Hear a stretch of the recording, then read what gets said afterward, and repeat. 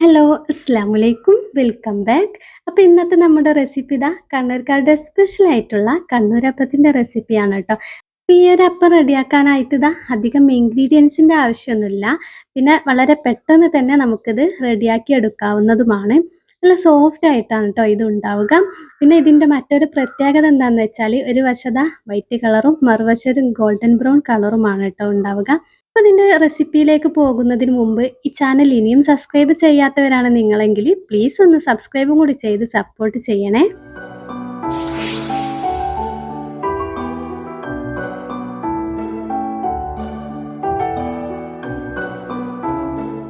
അപ്പോൾ ദാ ഈ ഒരു അപ്പം റെഡിയാക്കി എടുക്കാനായിട്ട് പച്ചരിയാണ് കേട്ടോ വേണ്ടത്. നമ്മൾ ദോശക്കൊക്കെ എടുക്കുന്ന ആ ഒരു വെള്ള അരി ഉണ്ടല്ലോ, അതാണ് എടുക്കേണ്ടത്. അത് ഞാനിവിടെ ഒരു 2 കപ്പോളം എടുത്തിട്ടുണ്ട് കേട്ടോ.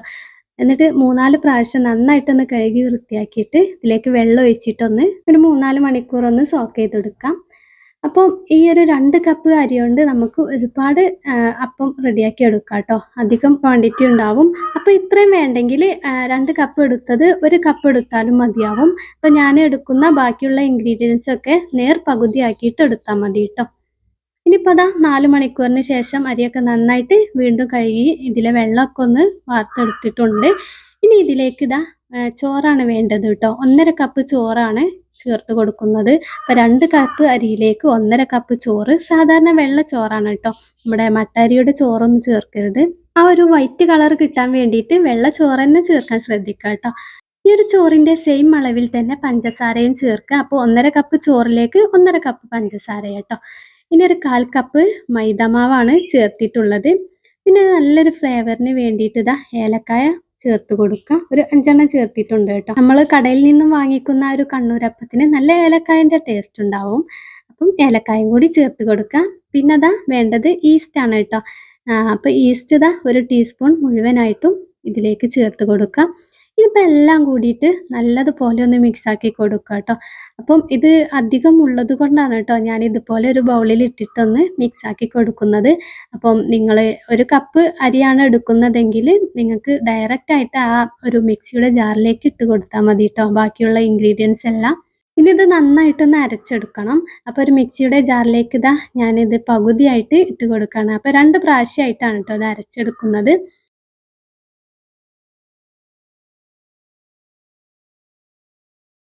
പിന്നെ ഇതിലേക്ക് കുറേശ്ശെ വെള്ളം ഒഴിച്ച് കൊടുക്കുക കേട്ടോ. അപ്പോൾ വെള്ളത്തിൻ്റെ അളവൊന്നും ഞാൻ പറയുന്നില്ല. ഇത് അരച്ച് കഴിഞ്ഞിട്ട് ഇതിൻ്റെ തിക്നെസ് എത്രയെന്ന് ഞാൻ കാണിച്ചു തരാം കേട്ടോ. അപ്പോൾ നല്ലതുപോലെ സ്മൂത്തായിട്ട് തന്നെ അരച്ചെടുത്തിട്ടുണ്ട്. അപ്പോൾ ഇതൊരു ബൗളിലേക്ക് മാറ്റി കൊടുത്തിട്ടുണ്ട്. ഇനി ബാക്കിയുള്ളതും ഇതുപോലെ തന്നെ കുറേശ്ശെ വെള്ളം ഒഴിച്ചിട്ടൊന്ന് അരച്ചെടുത്തിട്ടുണ്ട്. അപ്പോൾ ഏലക്കായുടെ ആ തൊലിയാണ് കേട്ടോ ഇതിൽ കാണുന്നത്. അപ്പോൾ ഈ ഒരു പരുവത്തിലാണ് കേട്ടോ ഈ ഒരു മാവിൻ്റെ ലൂസ് വേണ്ടത്. അപ്പോൾ നമ്മൾ ഉഴുന്ന് ദോശക്കൊക്കെ മാവ് അരച്ച് വെക്കുന്നതിനെക്കാട്ടിലും കുറച്ചുകൂടി ഒന്ന് ലൂസ് വേണം. അപ്പം വെള്ളം കൂടി പോവാതെ കൂടി ശ്രദ്ധിക്കണം കേട്ടോ. അപ്പോൾ വെള്ളമൊക്കെ അതിനനുസരിച്ച് നമ്മൾ ഒഴിച്ച് കൊടുത്ത് വേണം അരച്ചെടുക്കാനായിട്ട്. ഇതിപ്പോൾ 2 പ്രാവശ്യമായിട്ടാണല്ലോ അരച്ചെടുത്തത്. അതുകൊണ്ട് തന്നെ നല്ലൊരു മിക്സിങ്ങിൻ്റെ ആവശ്യം ഉണ്ടായിരുന്നു കേട്ടോ. അപ്പോൾ നല്ലതുപോലെ ഒന്ന് മിക്സാക്കി എടുത്തിട്ടുണ്ട്. നമ്മൾ ഇതിൽ ഈസ്റ്റ് ചേർത്തത് കൊണ്ട് ഇത് പൊങ്ങാൻ വേണ്ടിയിട്ട് വെക്കണം. അപ്പോൾ ഒരു 8 മണിക്കൂറെങ്കിലും ഇത് പൊങ്ങാൻ വേണ്ടിയിട്ട് വെക്കണം കേട്ടോ. അപ്പോൾ ഈവനിങ്ങിനാണ് നമ്മളിത് റെഡിയാക്കി എടുക്കുന്നതെങ്കിൽ രാവിലെ തന്നെ അരി അരച്ച് വെക്കാൻ ശ്രദ്ധിക്കണം കേട്ടോ.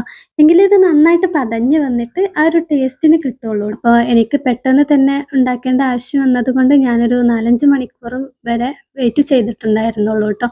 അപ്പോൾ 4, 5 മണിക്കൂറായപ്പോൾ തന്നെ നല്ലതുപോലെ പതഞ്ഞ് വന്നിട്ടുണ്ടായിരുന്നു. കുറച്ചും കൂടി ടൈം വെച്ചിരുന്നെങ്കിൽ ഇതിലേറെ ഉണ്ടാവും കേട്ടോ. ഇനിയിപ്പോൾ ഒന്നും കൂടി ഒന്ന് മിക്സാക്കി കൊടുക്കാം. എന്നിട്ട് ഇതെല്ലാം കൂടിയിട്ടൊന്ന് ചുട്ടെടുക്കലാണ്. അപ്പോൾ നമ്മൾ ഈ ഒരു അപ്പം റെഡിയാക്കുന്നത് നമ്മുടെ ഉണ്ണിയപ്പത്തിൻ്റെ ആ ഒരു പാത്രം ഉണ്ടല്ലോ അതിലാണ് കേട്ടോ. അപ്പോൾ എൻ്റെ കയ്യിലുള്ള പാത്രം ഇതാണ്. അപ്പോൾ കുഴി ഒന്നും കൂടി ഒന്ന് വലുപ്പമുള്ള പാത്രമാണെങ്കിൽ നമുക്ക് ഒന്നുകൂടി വലിയ കണ്ണൂരപ്പം റെഡിയാക്കി എടുക്കാം. ഇനിയിപ്പോൾ കുറേശ്ശെ ഓയിൽ എല്ലാ കുഴിയിലും ഒഴിച്ച് കൊടുത്തിട്ട് നല്ലതുപോലെ ഒന്ന് ചൂടാക്കിയെടുക്കാം. ഇനി കുറച്ച് മാവ് ഞാനിതുപോലെ ഒരു ഗ്ലാസ്സിൽ വെച്ചിട്ടാണ് കേട്ടോ ഈ ഒരു കുഴിയിലേക്ക് ഒഴിച്ച് കൊടുക്കുന്നത്. അത് നന്നായിട്ട് തന്നെ ഈ എല്ലാ കുഴിയിലും ഒരു 1/4 ഭാഗത്തോളം ഒഴിച്ച് കൊടുത്തിട്ടുണ്ട്. അപ്പോൾ പെട്ടെന്ന് തന്നെ ഇത് ഒന്ന് തിരിച്ചിട്ട് കൊടുക്കണം കേട്ടോ. നമ്മൾ ഒഴിച്ചിട്ട് 1 മിനിറ്റ് ആവുമ്പോഴേക്കും നമുക്കിത് തിരിച്ചിട്ട് കൊടുക്കാം. അപ്പോഴാണ് നമുക്ക് ഇതിന്റെ ഒരു വശം ആ ഒരു വൈറ്റ് കളർ കിട്ടുള്ളൂ ട്ടോ. ഇനിയിപ്പോ ഇതിന്റെ അടിവശം ദാ ഒരു ഗോൾഡൻ ബ്രൗൺ കളർ ആവുന്നത് വരെ ഇതൊന്ന് വെയിറ്റ് ചെയ്യാം. അപ്പം തീ ലോ ഫ്ലെയിമിൽ ഇട്ടിട്ട് വേണം ട്ടോ ഇതൊന്ന് ഫ്രൈ ആക്കി എടുക്കാനായിട്ട്. എങ്കിലേ ഇതിന്റെ ഉൾവശമൊക്കെ നന്നായിട്ട് തന്നെ വെന്ത് കിട്ടുള്ളൂ. അപ്പോൾ ദാ നന്നായിട്ട് തന്നെ റെഡിയാക്കി എടുത്തിട്ടുണ്ട്. ഇനി ഇതുപോലെ ഒരു അരിപ്പയിലേക്ക് എടുത്ത് മാറ്റുന്നുണ്ട്. അങ്ങനെ എല്ലാം എടുത്തിട്ടുണ്ട് ട്ടോ. ഇനിയിപ്പം ഒരു ബൗളിലേക്ക് മാറ്റി കൊടുക്കാം. ഇതേപോലെ തന്നെ ബാക്കി എല്ലാം ചുട്ടെടുത്തിട്ടുണ്ട് ട്ടോ.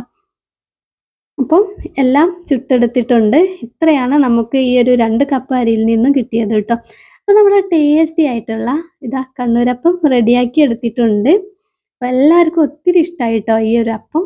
നല്ല സോഫ്റ്റ് ആയിട്ട് തന്നെ ഇത് കിട്ടിയിട്ടുണ്ട്. അപ്പോൾ ഇതിന്റെ ഒരു വശം നല്ല സോഫ്റ്റും മറുവശം ചെറുതായിട്ടൊന്ന് ഹാർഡായിട്ടാണ് ട്ടോ നിൽക്കുന്നത്. ഉൾവശമൊക്കെ നല്ലതുപോലെ തന്നെ സോഫ്റ്റാണ്.